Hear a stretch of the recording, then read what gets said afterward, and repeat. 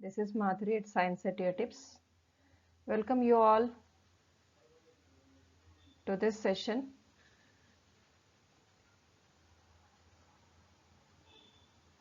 So here in this session, we'll continue our lesson, that is our metals and non-metals. And in previous sessions, we have already completed physical properties of metals. So in this session, we are going to start chemical properties. And in that, we are going to see about reaction of the metals with oxygen. So you know already that a metal reacts with a non-metal. Metal converts into cation, non-metal converts into anion. So based on that only, metal reacts with oxygen to form metal oxides. Metal cation and oxide anion is formed.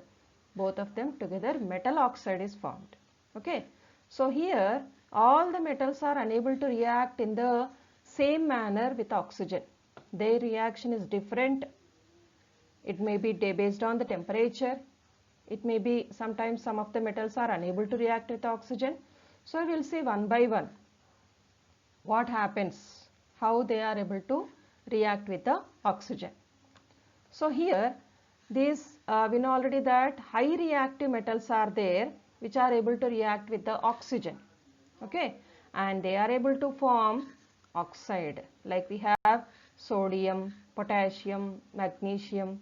In these all we are taking first sodium, then potassium, which are reacting with oxygen to form potassium oxide. Sodium is reacting with oxygen to form sodium oxide. You can see the formula, because here sodium and potassium are they belong to alkali metals. They have +1 oxidation number, oxide -2. So by using crisscross method, children, we can write the formulas for alkali metals oxides. M2O. M means I am saying this is a general name for the metal, alkali metal, which is consisting of +1 charge. So Na2O and K2O are the oxides which are formed here. Then after that, here we have one more oxide also, we are going to get calcium. This is also highly reactive only. It is going to react with the oxygen to form the oxide CaO we have written here, because calcium +2 charge, oxide -2. So both of that will get cancelled in crisscross method, and the formula we are writing here CaO, calcium oxide, is formed. Coming to the next metal, here we have the next metal, that is oxide. Magnesium is reacting with the oxygen to form magnesium oxide, but this is not happening at room temperature. It needs some ignition. It needs some external source of heat. So you take a magnesium ribbon and burn with a matchstick or burn with the help of a candle flame, then only it starts burning and produces more amount of energy in the form of heat and light. Even in the case of sodium, potassium, calcium also, they are going to produce more amount of heat energy. Okay, so the reason here is all these are exothermic reactions. Okay, energy is given out to produce their oxides. After that, we come to the next metals here. The next metals we have here called as aluminium. After magnesium we have here aluminium. So this aluminium, if you say, it is reacting with oxygen to form aluminum oxide. But here this aluminium is going to develop some aluminium oxide layer around that. Means it is not going to form like sodium or potassium, but a layer of aluminium oxide is formed around the aluminium if you keep it open. Even magnesium also can form like that, but all the metal is not converted into magnesium oxide, that we have to remember. The next metal we have, based on their reactivity, zinc. Zinc reacts with oxygen to form zinc oxide, but this is not happening at room temperature. Zinc will burn in the air only when strongly heated. When you are heating that very strongly at high temperatures, then only it produces the zinc oxide.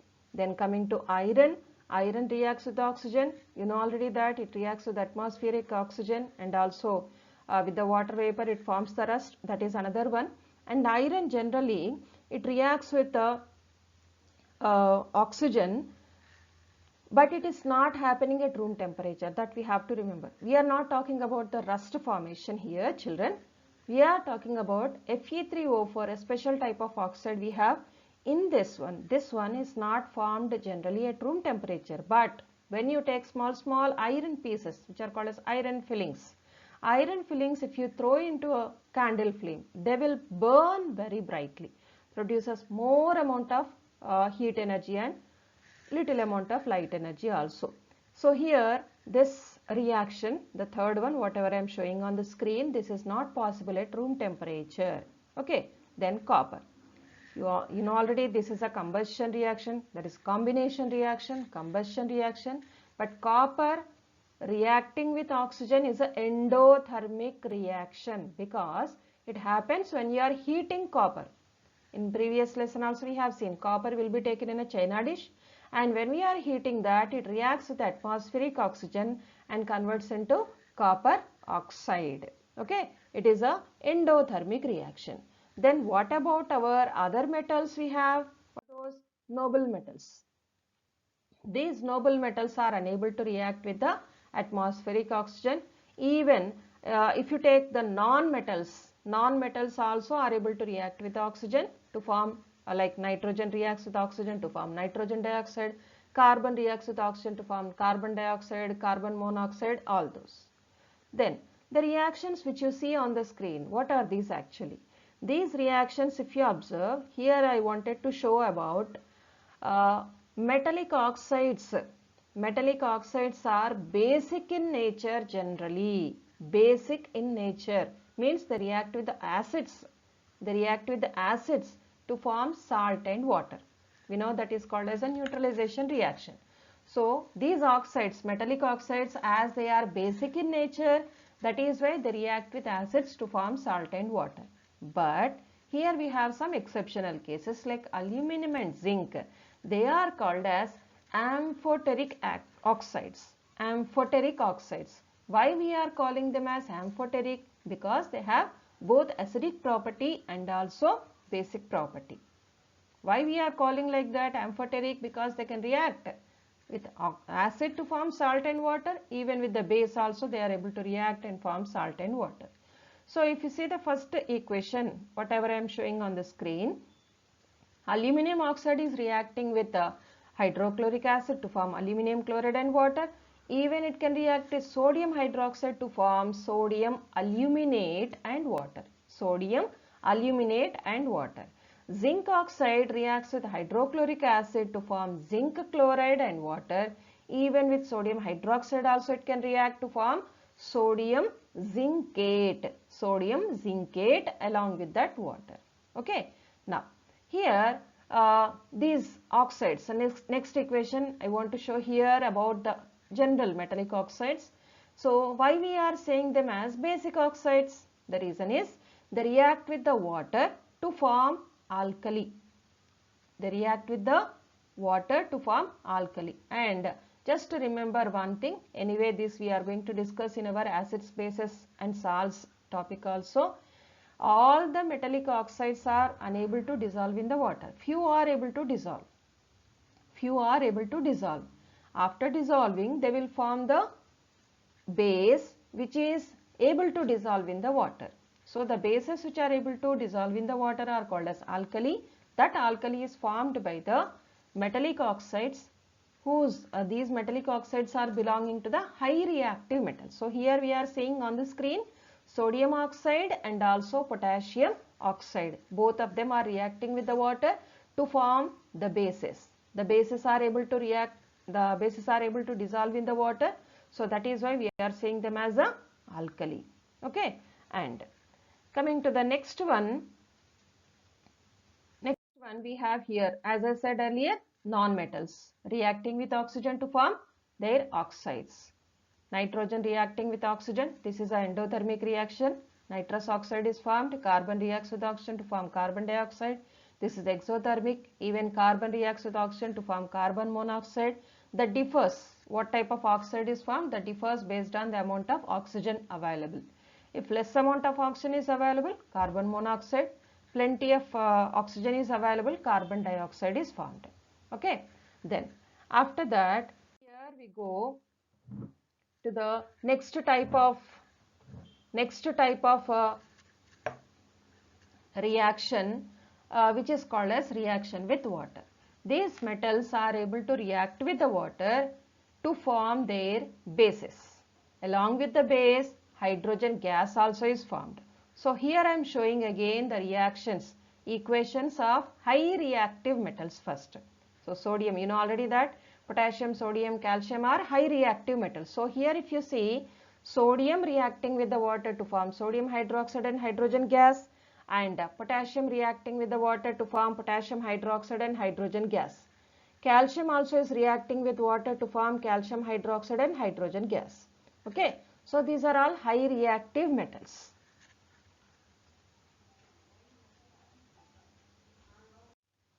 So here hydrogen gas production is common.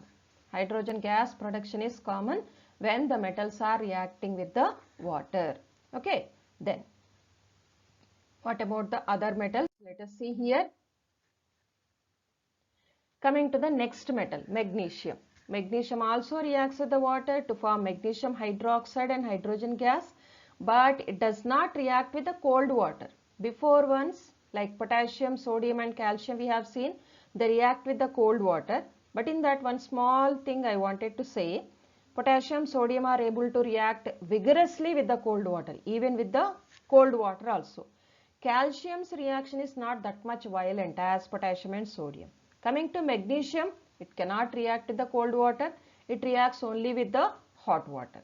When temperature is increased, then only it will react. And whenever we are taking calcium ion putting into cold water, or if you take magnesium ion put it into hot water, they will start floating.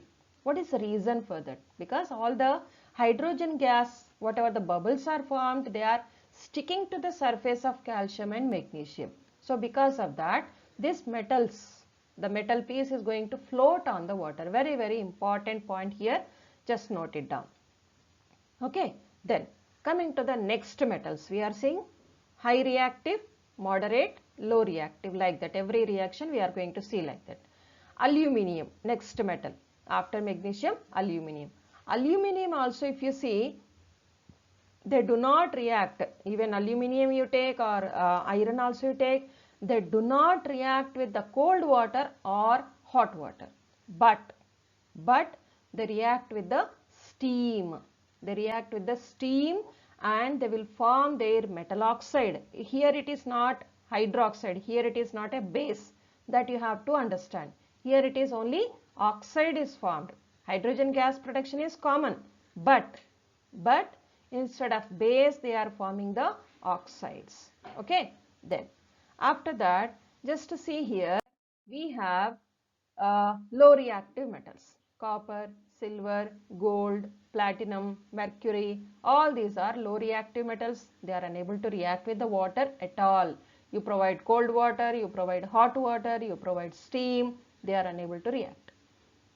If you go for non-metals also, like phosphorus we have, sulfur we have, carbon we have, all these are unable to react with the water. So that is the reason some of the high reactive non-metals like phosphorus, you know already that phosphorus has less ignition temperature, so it starts burning, which is called a spontaneous combustion. So to avoid that, we are storing this phosphorus in water. We can't store sodium in the water because you have seen already sodium is a high reactive metal. Even in cold water also it is able to react. So that is why to store that we use kerosene. For storing phosphorus we use water because it is unable to react with. Okay. So in the next session we are going to see the next chemical properties. Till that time, thank you.